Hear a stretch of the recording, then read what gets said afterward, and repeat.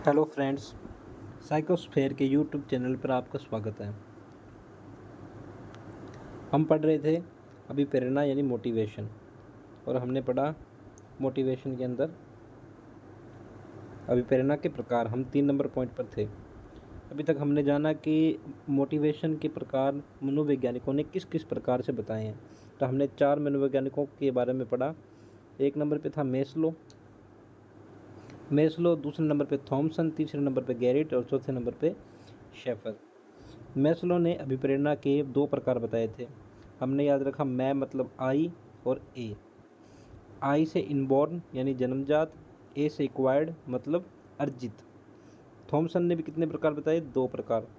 Thompson के last में क्या आता है? सन, एस एन। तो हमने इसको याद रखा एस एन यानी एन एस से। थॉमसन ने बताया नेचुरल और सिंथेटिक। फिर गैरिट के हमने प्रकार पढ़े। गैरिट ने 3 प्रकार बताए थे। BSP Bahujan Samaj party, B से बायोलॉजिकल, एस से सोशल और पी से साइकोलॉजिकल। फिर शेफर ने 4 प्रकार बताए थे।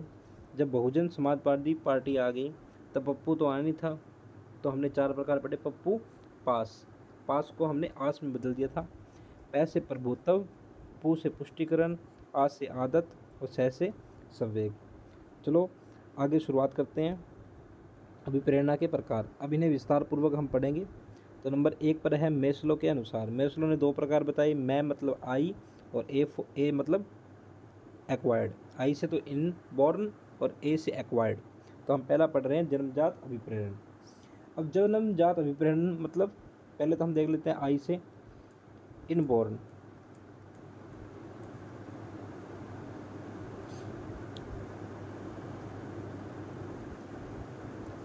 इनबॉर्न का मतलब क्या है?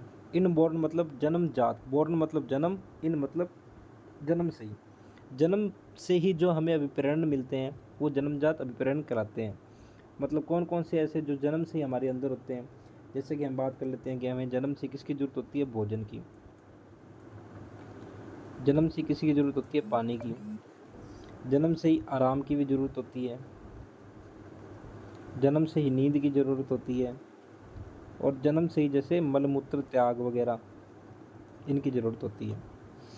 इन सब की हमें ज़रूरत होती है। तो ये अभिप्रेरणा कैसे हो गए? मतलब इसे हम अभिप्रेरणा कैसे कह सकते हैं कि भाई भोजन है वो अभिप्रेरणा कैसे है? जैसे बच्चा जब छोटा होता है या हम बड़े भी हो जाते हैं, हम अपनी बात कर लेते हैं, भोजन कैसे अभिप्रेरणा है? अगर हमें भोजन ना मिले तब हम भोजन पाने के लिए कुछ ना कुछ प्रक्रिया ज़रूर करेंगे ताकि हमें भोजन की प्राप्ति हो जाए। ये शारीरिक आवश्यकताएं हैं, जो शारीरिक ज़रूरत है हम उनकी बात कर रहे हैं। जैसे भोजन, पानी, आराम, नींद, मलमूत्र, ये शरीर में ऑटोमेटिक होती है, जन्मजात ही होती है। तो ये भी हमें प्रेरित करती रहती है। अगर हम नींद नहीं लें तो हम डिमोटिवेट हो जाएंगे। आराम ना करें तब भी हमारा शरीर जैसे थकावट में आ जाएगा। पानी ना पिएँ तब बीमार हो जाएंगे। भोजन ना खाएं बीमार हो जाएंगे। मलमूत्र ना त्यागें तो भी बीमार हो जाएंगे। तो ये सब जो रूटीन की प्रक्रिया है इनको हमें करना ही पड़ता है। तो ये हमें जन्म से ही मोटिवेट कर रही है। इनको पाने के लिए हम कुछ ना कुछ करते रहते हैं या फिर इनको त्यागने के लिए भी कुछ ना कुछ करते रहते हैं। तो ये मेस्लो ने हमें प्रकार बताया था जन्मजात अभिप्रेरण का। यानी कुछ शारीरिक आवश्यकताएं होती हैं, कुछ शारीरिक आवश्यकताएं जैसे भोजन, पानी, जो हमें हमेशा के लिए प्रयत्नशील रखती है, कुछ ना कुछ करने के लिए मोटिवेट करती रहती है। भोजन पाने के लिए हम कुछ ना कुछ करते रहते हैं। यानी ऐसी शारीरिक आवश्यकताएं क्या कहेंगे हम बात करें जन्मजात अभिप्रेरण की। ऐसी शारीरिक आवश्यकताएं जो हमें सदैव प्रयत्नशील रखें, यानी कुछ कुछ ना कुछ करने के लिए हमें प्रयत्नशील रखें, यानी कोशिश करते रहें हम जिनके लिए। तो वो कौन सी अभिप्रेरणा कहलाती है? जन्मजात अभिप्रेरणा। जन्मजात अभिप्रेरणा किसने दी है? मेस्लो ने। पहला पॉइंट यही पूछा जाता है। मेस्लो के अनुसार अभिप्रेरणा के प्रकार कौन से हैं? तो हमने 2 प्रकार पढ़े मेस्लो के। I for inborn, A for acquired. अब उसमें पूछा जाता है कि निम्न में से जन्मजात अभिप्रेरण कौन से हैं? तो जन्मजात जो मतलब हमेशा शरीर में होते रहते हैं, जन्म से लेकर मरण तक हमेशा हमारे लिए होंगे ज़रूरी, जिनके लिए हमें कुछ ना कुछ करना पड़ेगा, जिसके लिए हम सदैव प्रयत्नशील रहेंगे। तो ये अभिप्रेरणा कहलाती है जन्मजात अभिप्रेरण। आगे बात करते हैं हम इसके 2 नंबर पॉइंट की। 2 नंबर पे आ जाएगा ए से हमने क्या पढ़ा है? एक्वायर्ड।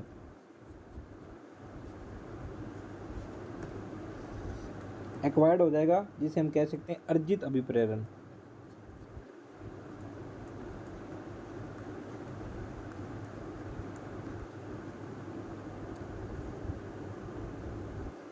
जन्मजात हमने पढ़ लिया कौन कौन से होते हैं। अब अर्जित अभिप्रेरण क्या होता है, यानी जो हम बाहर से प्राप्त करते हैं, जिसे हम बाहर से प्राप्त करते हैं वो क्या कहलाते हैं, एक्वायर्ड मोटिवेशनल थिंग्स। जैसे कौन कौन सी होगी, जैसे हम बात करते हैं प्रशंसा, जैसे क्या बात करते हैं, प्रशंसा, जैसे पुरस्कार, जैसे किसी प्रकार का कोई पद हो गया जिसके लिए हम प्रयत्नशील रहे। मेन बात यहाँ पे है प्रयत्नशील, जिसके लिए हम कोशिश करते रहें। जैसे प्रशंसा के लिए हम कुछ ना कुछ कोशिश करते रहते हैं कि कोई हमें हमारी तारीफ़ करे। जैसे पुरस्कार पाने के लिए हम कुछ ना कुछ करते रहते हैं। जैसे किसी पद को प्राप्त करने के लिए, जैसे नौकरी को प्राप्त करने के लिए हम जो प्रक्रिया कर रहे हैं, ये हमें मोटिवेट करती रहती है। तो हमने दो प्रकार की पढ़ी है, कौन कौन सी पढ़ी है। एक नंबर पे तो पढ़ी है हमने जन्मजात, किसके अनुसार है, मेस्लो के अनुसार। मेस्लो में मैं आता है, मैं मतलब आई, और आई के बाद हमें क्या लगा देना, ए। तो मेस्लो के अनुसार कितने प्रकार हो गए, दो प्रकार। आई फोर तो क्या था, इनबोर्न। इनबोर्न यानी जो जन्म से ही हमारे लिए ज़रूरी होती है, जिनके लिए हम कुछ ना कुछ करते रहते हैं। जैसे बच्चा भोजन पाने के लिए रोता है, पानी पीने के लिए बोलता है मम्मा मम्मा मम्मा, ऐसे करता रहता है, ठीक है। आराम ना मिले उसे, या फिर हम अपनी भी बात कर लें, ज़रूरी नहीं है जन्मजात का मतलब बचपन से ही है, मतलब मरण तक ये चीज़ें चलती रहती है। भोजन पाने के लिए हम क्या कुछ नहीं करते हैं, हम नौकरी कर रहे हैं, नौकरी की तलाश में है, क्यों है, ताकि हम अच्छा भोजन प्राप्त कर सकें, अच्छे आराम कर सकें, अच्छी नींद प्राप्त कर सकें, ठीक है। तो ये चीज़ें कहला जाएगी जन्मजात अभिप्रेरण। यहाँ पे मोटिवेशन का मीन सबसे, अगर अगर आप सिंपल शब्दों में बात करें तो मोटिवेशन वही चीज़ है जिसके लिए हम कोशिश करते रहें। तो जो कोशिशें कहलाएगी वही हमारी क्या कहलाएगी, अभिप्रेरणा कहलाएगी, ठीक है। तो दूसरा हमने पढ़ा एक्वायर्ड, मतलब अर्जित, यानी जो बाहर से प्राप्त हो, जिसके लिए हम प्रयत्नशील रहे। बार बार मैं बोल रहा हूँ प्रयत्नशील वर्ड, प्रयत्नशील, जिसके लिए हम कोशिश करते रहे। जैसे प्रशंसा पाने के लिए हम कोशिश करते हैं, तो वो चीज़ें क्या कहलाती है, मोटिवेशन कहलाती है। ये दो प्रकार मेस्लो ने हमें बताए हैं। तो मेस्लो भाई साहब का याद रह जाएगा, मैं मतलब आई, आई से ए, ये दो प्रकार हमने पढ़ लिए मेस्लो के। अब हम आगे चलते हैं। 2 नंबर पे हमारे पास थॉमसन। थॉमसन ने कितने प्रकार बताए हैं, थॉमसन ने भी 2 प्रकार बताए हैं। थॉमसन का हम कैसे याद रखेंगे, एस और एन, से और न। तो इसने भी कितने प्रकार बताए, 2 प्रकार। पहले प्रकार की बात करते हैं हम एन से। एन मतलब नेचुरल। नेचुरल मतलब जैसे हम कह सकते हैं स्वाभाविक, या फिर हम कह सकते हैं प्राकृतिक। तो थॉमसन ने कितने प्रकार बताए, 2 प्रकार। एक तो क्या बताया, नेचुरल, दूसरा क्या बताया, सिंथेटिक, यानी एस फॉर सिंथेटिक, यानी कृत्रिम। नेचुरल में क्या क्या आ जाएगा, नेचुरल वही बात होगी जो मेस्लो भाई साहब ने बोला, जन्मजात। तो वही चीज़ें हम कह सकते हैं। नेचुरल में उसने थोड़ा सा अलग बता दिया थॉमसन ने इसमें डाल दिया जैसे खेल, जैसे डाल दिया अनुकरण, जैसे डाल दिया आनंद, ईटीसी वगैरह। हमें तो सिर्फ समझना है, एग्जाम्पल तो बहुत सारे हो सकते हैं, हमें बस चूज़ करना है कि कौन कौन से एग्जाम्पल हो सकते हैं नेचुरल के अंदर, जो नेचुरली हमारी चीज़ों के अंदर होते हैं। जैसे हम खुद गैस कर सकते हैं कि भाई नेचुरल हमारे साथ क्या क्या होता है। जैसे खेलना हमारा नेचुरल है, कि भाई खेलना जिसमें हमें आनंद की प्राप्ति हो, कहने की बात यही है, जिसमें हमें आनंद की प्राप्ति हो, वो हमें मोटिवेट करती है, चीज़ें हमेशा मोटिवेट करती है। बचपन में भी हम ज़्यादा सोचते थे कि खेल लें खेल लें खेल लें, तो उस खेल का मतलब था कि हम उसके प्रति क्रियाशील हो रहे हैं, प्रयत्नशील हम उनके प्रति हो रहे हैं।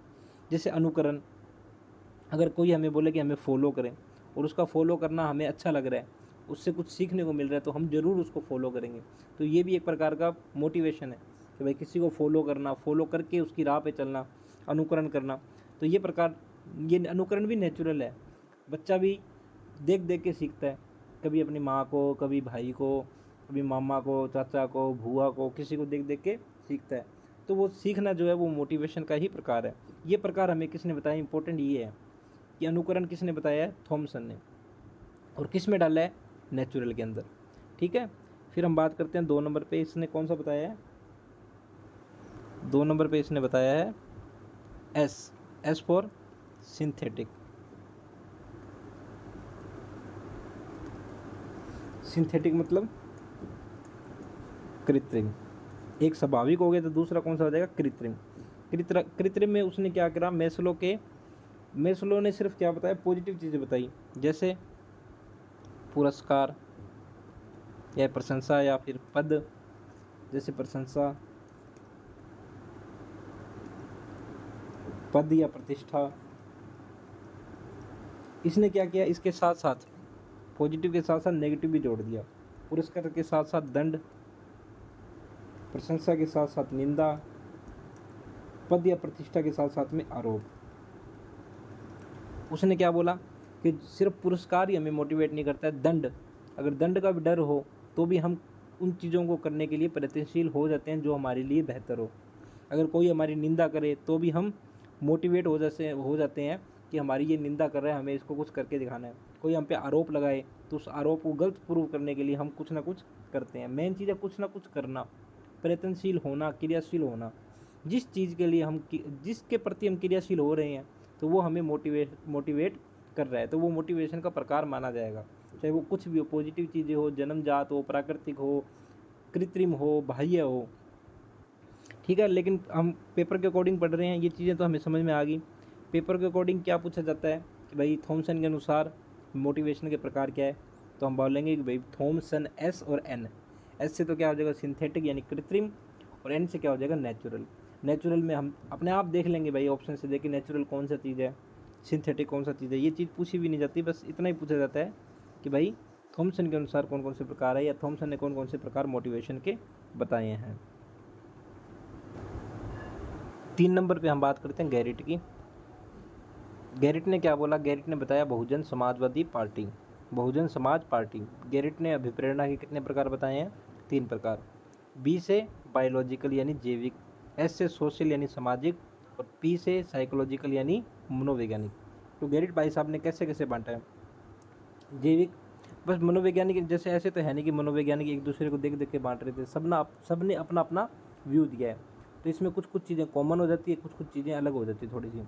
तो जैविक भाई साहब, जैविक में मतलब क्या आ जाएगी? जैविक में वही आ जाएगी जो हमारे मेस्लो भाई साहब ने बोला जन्मजात में, जैसे भूख, प्यास, नींद आदि। ये सब किस में आ जाएगी? जैविक में आ जाएगी।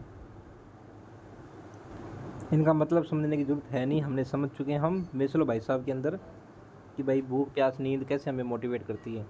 S4 क्या हो जाएगा? S4 हो जाएगा सोशल। सोशल यानी सामाजिक। सामाजिक में क्या क्या चीज़ें आ सकती है? सामाजिक में आ जाएगी किसी की हेल्प करना। अगर हमारे मन में भाव हो किसी की हेल्प करना है तो उसके प्रति हम जरूर क्रियाशील होंगे, और जहाँ क्रियाशील और प्रयत्नशील आ जाए तो वहाँ समझ लेना मोटिवेशन अपने आप आ जाएगा। अगर हम किसी चीज़ के प्रति क्रियाशील हो जाते हैं तो हम उसके प्रति मोटिवेट हो जाते हैं। किसी की हेल्प करना, या फिर ऐसे समझ लो किसी की ड्यूटी निभाना, उत्तरदायित्व निभाना, किसी का बड़ा बनना, ये सब चीज़ें किस में आ जाएगी? सोशल में आ जाएगी। सोशल में जैसे ये भी आ जाएगी किसी के प्रति मतलब अच्छी भावना रखना, पुरस्कार, प्रतिष्ठा, जैसे मेस्लो भाई साहब ने बताया था बाह्य अभिप्रेरणा में, और थॉमसन ने भी बताया था, ठीक है। तो ये सब चीज़ें किस में आ जाएगी? सोशल के अंदर। अब मनोवैज्ञानिक में क्या क्या आ जाएगी? इसने इसका तीसरा पार्ट और बना दिया। जैसे हम कह सकते हैं कि गैरिट का जैविक, थॉमसन का प्राकृतिक, और मेस्लो का जन्मजात, तीनों एक ही बात है। गैरिट का सामाजिक, मेस्लो का बाह्य, और थॉमसन का कृत्रिम, तीनों एक ही बात है। मनोवैज्ञानिक इसने तीसरा हिस्सा निकाल दिया गैरिट भाई साहब ने। मनोवैज्ञानिक मतलब जैसे जिसमें हमारे संवेग इंपॉर्टेंट होते हैं, जैसे भय, डर, किसी का क्रोध, किसी के प्रति प्रेम, इन चीज़ों के प्रति भी हम क्रियाशील होते रहते हैं। किसी का प्रेम पाने के लिए या किसी को प्रेम देने के लिए हम क्रियाशील होते हैं। किसी से डर के रहते हैं और किसी को डरा के रखते हैं, तो उसके प्रति भी हम क्रियाशील रहते हैं। तो ये भी मोटिवेशन का ही प्रकार है। किसी से गुस्सा होना या किसी से गुस्से की उम्मीद रखना, तो ये भी हमें एक तरह से मोटिवेट करती है। किसी से डर के रहना, तो उस डर की वजह से हम क्या करेंगे? कुछ अच्छा करने की कोशिश करेंगे, ठीक है। कोई हम पर गुस्सा ना कर दे, उसकी वजह से भी हम कुछ अच्छा करने की कोशिश करेंगे। यानी जिन जिन चीज़ों के लिए हम कोशिश करते रहते हैं उन चीज़ों के प्रति हम मोटिवेट होते रहते हैं। तो ये प्रकार बताए हमारे गैरिट भाई साहब ने। तो इतनी चीज़ें समझ में आ गई। अभी तक हमने 3 पढ़ लिए। चौथा और कौन रह गया हमारे पास? चौथा रह गया शेफर भाई साहब, जिसने बोला पप्पू आस। तो शेफर ने हमें क्या बताया था, शेफर ने 4 प्रकार बताए। पप्पू आस, पै से तो हो जाएगा प्रभुत्व, पु से पुष्टिकरण, आ से आदत और सै से संवेग। अब इनमें देख लेते हैं क्या क्या आ जाएगा। पै से प्रभुत्व की बात करते हैं। प्रभुत्व मतलब हम कह सकते हैं प्रभुत्व का अर्थ है किसी चीज़ पर सत्ता की प्राप्ति करना, सत्ता प्राप्ति करना, ठीक है। जैसे किसी शक्ति की चाह प्राप्त करना, यानी हम पावरफुल होना। मेन बात कर लेते हैं पै से प्रभुत्व का मतलब क्या है। पै से प्रभुत्व, पै से पावरफुल होना। प्रभुत्व में क्या आ जाएगा, अगर हम पावर पाने के लिए क्रियाशील रहते हैं तो वो हमें क्या करता है, मोटिवेट करता है। और ये नेचुरल सी बात है कि भाई हाँ, सत्ता प्राप्ति की चाह हर किसी को होती है, हर किसी को शक्ति की चाह होती है कि भाई मुझे उस प्रकार की शक्ति मिले। और उस शक्ति के लिए हम क्या करते हैं, किसी न किसी प्रकार से कुछ ना कुछ क्रिया करते रहते हैं, वो क्रियाशील होते रहते हैं। और क्रियाशील होने का अर्थ ही क्या है, मोटिवेट होना। तो प्रभुत्व समझ में आ गया क्या होता है, यानी सत्ता प्राप्ति की चाह प्राप्त करना। ये शेफर भाई साहब ने प्रकार बताए मोटिवेशन के। फिर बोला है पुष्टिकरण। पुष्टिकरण में क्या आ जाएगा, पुष्टिकरण में आ जाएगा जैसे क्लियरिफाई करना, हम कहते हैं क्लियरिफाई करना। क्लियरिफाई करना मतलब क्लियरनेस देना किसी को, किसी बात की पुष्टि करना या किसी चीज़ की पुष्टि करना कि मैं गलत नहीं हूँ यहाँ पे, मैं सही हूँ यहाँ पे। या फिर और किसी चीज़ की कि भाई मैं ये नहीं कर पाया तो इस वजह से नहीं कर पाया, या मैं ये कर पाया तो मैं इस वजह से कर पाया हूँ, उस चीज़ की पुष्टि देना। यानी या फिर किसी चीज़ को पाना, ठीक है, वो क्या कहला जाएगा, पुष्टिकरण कहला जाएगा। फिर हम बात करते हैं आदत की। अब आदत कैसे मोटिवेशन हो जाता है, अगर हम किसी चीज़ को प्राप्त करने के लिए उसको हम अपनी आदत में डाल लेते हैं, रेगुलेटी बना लेते हैं, उस चीज़ की क्या बना लेते हैं, रेगुलेटी, तो वो मोटिवेशन कहलाता है। तो जैसे सबसे बड़ी बात करते हैं हम पढ़ाई के लिए, हम क्या करते हैं, हम अपना शेड्यूल बनाते हैं, उस शेड्यूल को फॉलो करते हैं। अगर उस चीज़ को फॉलो करें तो वो जो फॉलो करना होगा ना, वो फॉलो करना क्या कहलाएगा, मोटिवेशन कहलाएगा, कि हम मोटिवेट हो रहे हैं। तो वो हमारी आदत बन जाएगी, और आदत से हम हर चीज़ को प्राप्त कर सकते हैं और हर चीज़ को छोड़ सकते हैं। फिर चौथे नंबर पे आ जाएगा संवेग। संवेग में वही आ जाएंगे भय, क्रोध, इन सब चीज़ों के, यानी हमारे जो सेंटिमेंट्स है वो सब चीज़ें आ जाएंगी। उनके प्रति भी हम क्रियाशील होते रहते हैं, और क्रियाशील होते रहने का मतलब ही क्या है, मोटिवेट होना। तो यहाँ तक हमने मोटिवेशन के प्रकार पढ़ लिए हैं।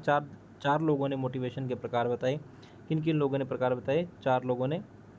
हम बात कर लेते हैं शॉर्ट में, हमने बनाया था पहले, ये रहा हमारा शॉर्ट में,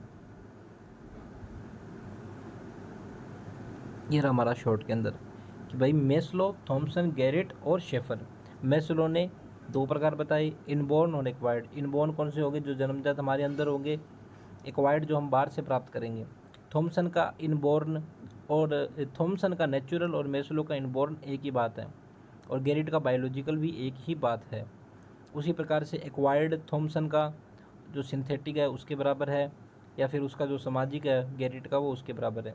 गैरेट ने तीसरा लेके आया, वो क्या, साइकोलॉजिकल, मनोवैज्ञानिक, संवेगिक, यानी हमारे संवेग भी हमें प्रभावित करते हैं, हमारे संवेग के प्रति भी हम क्रियाशील रहते हैं।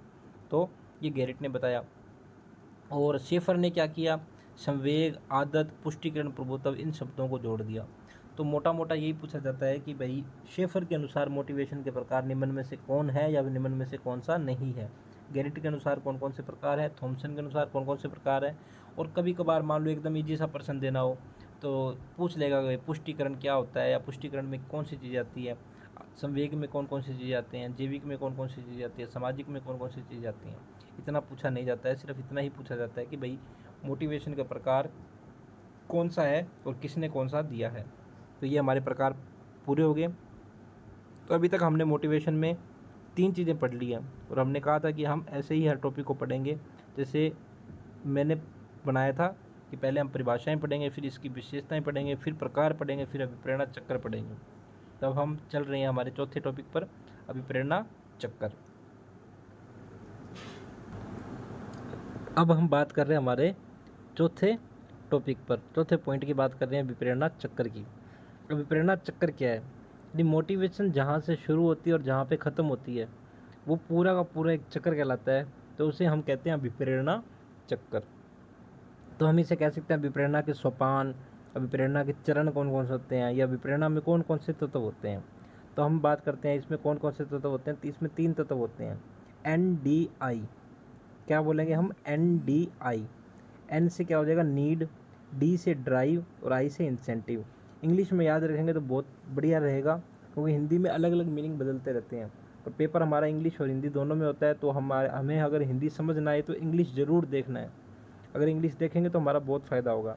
हम क्या करते हैं, अवॉइड करते हैं इंग्लिश को, क्या हम तो भाई हिंदी में पढ़े लिखे हैं, हिंदी बैकग्राउंड से हैं। हमें साइकोलॉजी में खास करके याद रखना है कि हमें इंग्लिश पर ज़्यादा फोकस करना है, क्योंकि इंग्लिश वर्ड सिंगल होगा और हिंदी में उसके मीनिंग बहुत होंगे।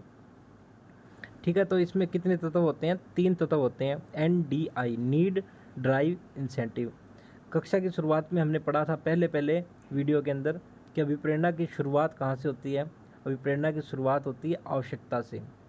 और अभिप्रेरणा की अंत कहाँ होता है, अभिप्रेरणा का अंत होता है पूर्ति पे। यानी अगर हमें किसी चीज़ की प्राप्ति हो जाए तो वहाँ पर अभिप्रेरणा का अंत होता है। तो ये जो प्रक्रिया चलती है इसे हम कहते हैं अभिप्रेरणा चक्कर। बस बीच में एक चीज़ आ जाती है जिसे बोलते हैं ड्राइव। जैसे अगर हम बात करें कि अभी हमें कहीं पर जाना है, तो कहीं पर जाना है तो वो तो हमारी क्या होगी, आवश्यकता। उस चीज़ पर पहुंचना है, पहुंच गए तो वो हो जाएगी प्राप्ति। और बीच में हम जो करेंगे, यानी अगर हम चल के जाएंगे, कार से जाएंगे, तो वो क्या कहलाएगी, ड्राइव। तो हम प्रेरणा की शुरुआत होती है आवश्यकता से, और इंसेंटिव यानी पूर्ति, यानी प्रोत्साहन यानी संतुष्टि, वो होती है लास्ट में। अंत होता है अभिप्रेरणा का अंत। अभिप्रेरणा की शुरुआत क्या होती है, बार बार बोल रहा हूँ मैं, अभिप्रेरणा की शुरुआत होती है आवश्यकता से, और अभिप्रेरणा का अंत कहाँ होता है, पूर्ति पे जाके, प्राप्ति पे जाके अंत होता है। लक्ष्य की प्राप्ति पर जिसे हमें प्रोत्साहन मिलता है वहाँ पर उसका अंत हो जाता है। और बीच में एक चीज़ आती है ड्राइव, जिसकी वजह से हम उस प्राप्ति को यानी उस इंसेंटिव को पाने के लिए क्रियाशील होते हैं, यानी उसके प्रति हम क्रिया करते हैं। वो चीज़ इंपॉर्टेंट है, ड्राइव। जैसे हम बात करते हैं अब अगर हम बात करें भूख की, नॉर्मल सी बात कर रहे हैं, भूख, भोजन की बात कर लेते हैं। क्या बात कर लेते हैं, भोजन की। पहले इनके नाम याद कर लेते हैं हम, क्या क्या नाम है। ड्राइव के नाम होते हैं अंतर्नोद, प्रनोद या फिर चालन, जिसके लिए हम चलते हैं। प्रनोद, ये वर्ड साइंस का वर्ड है, प्रनोद। जैसे रॉकेट है, रॉकेट का प्रनोदक होता है कुछ, यानी रॉकेट को चलने के लिए, उड़ने के लिए कुछ ना कुछ चीज़ की ज़रूरत होती है, जैसे उसका तेल हो गया, फ्यूल हो गया, तो वो चीज़ प्रनोद होगी। अंतर्नोद वर्ड भी साइंस से निकला है। हमें याद रखना है सिर्फ ड्राइव वर्ड। और इंसेंटिव यानी अभिप्रेरणा का अंत है, अभिप्रेरणा की शुरुआत होगी नीड, और अंत क्या होगी, इंसेंटिव, जिसे हम कह सकते हैं प्रोत्साहन, लक्ष्य या फिर उद्दीपक। हम याद रखेंगे सिर्फ इंसेंटिव। तो हम बात करते हैं NDI, कैसे ये चक्कर चलता है। प्रेरणा के अंदर 3 तत्व होते हैं, नीड, ड्राइव, इंसेंटिव। तो हम बात करते हैं कि ये चक्कर कैसे चलता है। जैसे हम बात कर रहे हैं भोजन की, तो भोजन जो है, तो भोजन की जो कमी होगी वो क्या होगी, हमारी आवश्यकता होगी, ना कि भोजन हमारी आवश्यकता है। भोजन तो क्या है, भोजन को तो हम प्राप्त कर लेंगे। तो भोजन की जो कमी है, किसी भी चीज़ की कमी होगी ना, तो वही चीज़ हमारे लिए आवश्यकता के रूप में होगी। किसी चीज़ का कमी होना क्या कहलाता है, आवश्यकता, ना कि वो चीज़ आवश्यकता कहलाती है। मंजिल की कमी होना आवश्यकता है, ना कि मंजिल आवश्यकता है। मंजिल तो क्या है, इंसेंटिव है। ठीक है, तो भोजन की कमी होना क्या कहलाएगा, नीड। और ड्राइव यानी भोजन की कमी से हमें क्या लगेगी, भूख, और उस भूख के लिए हम कुछ ना कुछ करेंगे, तो वो क्या कहलाएगा, ड्राइव।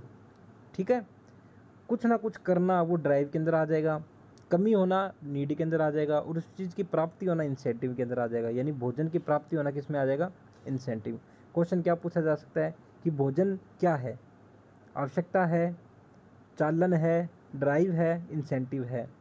ठीक है, तो भोजन ऐसे मत सोचना कि भोजन हमारी आवश्यकता है। भोजन आवश्यकता नहीं है, भोजन की कमी हमारी आवश्यकता है। भोजन तो क्या है, प्राप्ति है। भोजन को तो हम प्राप्त कर लेंगे, जिस चीज़ को प्राप्त कर लेंगे। सीधी सी एक बात याद रखना, अभिप्रेरणा की शुरुआत होती है आवश्यकता से, और अंत होता है जिस चीज़ को हम पा रहे हैं, वो हमें, जिस चीज़ के लिए हम चाह रहे हैं वो चीज़ हमें प्राप्त हो जाए। तो भोजन को हम चाह रहे हैं वो प्राप्त हो गया, वो तो क्या कहलाएगा, इंसेंटिव। भोजन की कमी क्या कहलाएगी, नीड। और भोजन के लिए हम जो करेंगे वो हो जाएगी भूख। जैसे हम बात करते हैं पैसों की कमी, अगर नौकरी की बात कर रहे हैं हम, तो नौकरी क्यों लगना चाहते हैं, किस चीज़ की कमी है हमारे, किस चीज़ की आवश्यकता है हमारे पास, तो पैसों की कमी है मान लो। तो पैसों की कमी, ज़रूरी नहीं है पैसों की कमी से ही नौकरी लगा जाता है। हम बात करें समझने के लिए कि भाई पैसों की कमी है, तो वो तो क्या हो जाएगी, पैसा हमारी आवश्यकता हो जाएगी। क्या हो जाएगी, आवश्यकता। और नौकरी को पाने के लिए हम जिस तैयारी करेंगे, जो हमारा शेड्यूल होगा, जिसे हम फॉलो करेंगे, वो तैयारी क्या कहलाएगी, ड्राइव। और नौकरी जो हमें प्राप्त हो जाएगी वो क्या कहलाएगी, इंसेंटिव। जैसे प्यास की बात करें तो प्यास क्या है, प्यास आवश्यकता है, नहीं, पानी की कमी आवश्यकता है। और प्यास क्या है, ड्राइव। और पानी जो है वो क्या कहलाएगा, इंसेंटिव। ठीक है, यहाँ तक चीज़ें समझ में आ गई कि भाई चक्कर कैसे चलता है। ठीक है, नीड, ड्राइव, आई, इंसेंटिव, NDI। फिर क्या हुआ आगे, डेसी भाई साहब आए, डेसी, डेसी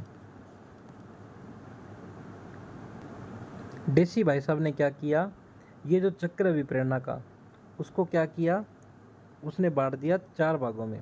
कितने भागों में बांट दिया, 4 भागों में बांट दिया। NDIC, किस किस भागों में बांट दिया, NDIC, नीड, ड्राइव, इंसेंटिव। यहाँ तक तो हमने पढ़ लिया। डे सी, लास्ट में क्या है, सी, तो डे सी क्या लेके आया, सी लेके आया।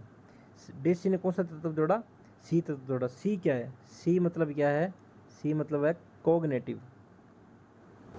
डेसी भाई साहब ने कौन सा तत्व जोड़ा, सी।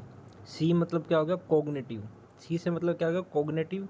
कोग्नेटिव का अर्थ है संज्ञानात्मक, और संज्ञानात्मक का अर्थ क्या होगा, संज्ञान में आना। क्या आना, संज्ञान में आना। संज्ञान मतलब ज्ञान के अंदर आना। जैसे हम बात कर रहे हैं, जैसे पैसों की कमी थी तो हम तैयारी कर रहे थे, हमें नौकरी की प्राप्ति होगी, तो ये चीज़ हमने दिमाग में बिठा ली, ताकि अगली बार हमें बार बार ये चीज़ सोचनी ना पड़े कि हमें क्या करना है, कैसे करना है। तो वो संज्ञान में आ गया, हमारे ज्ञान में आ गया।